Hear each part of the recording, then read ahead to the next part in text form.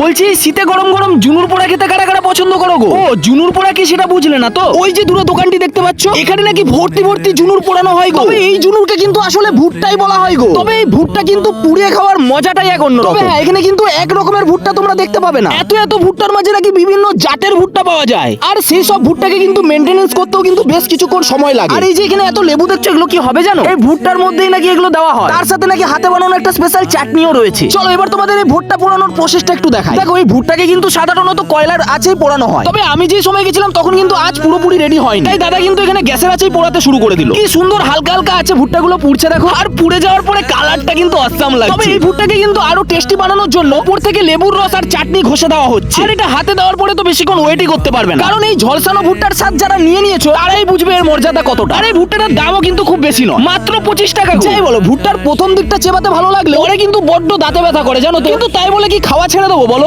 ভুট্টা 50 রকম জাতের 50 রকম জাতের 50 রকম জাতের ভুট্টা আছে। এখন আমার কাছে আপাতত 6 রকমের ভুট্টা আছে। মানে ওর কি স্বাদ ভিন্ন টাইপের হয়? হ্যাঁ, ভিন্ন টাইপের। আচ্ছা, ভিন্ন মানে- টাইপের স্বাদ হয়, ভিন্ন টাইপের দাম হয়। আচ্ছা, ওগুলো দামের উপরও ডিপেন্ড করে? দামের উপরেও ডিপেন্ড করে। এবার বলি এই ভুট্টার দোকানটি ঠিক কোথায়? এটি হলো আরামবাগ জুবলি পার্ক মাঠের ঠিক সামনে। একদিন ঝটপটে দাদার দোকান থেকে ভুট্টাটা খেয়ে এসো কেমন?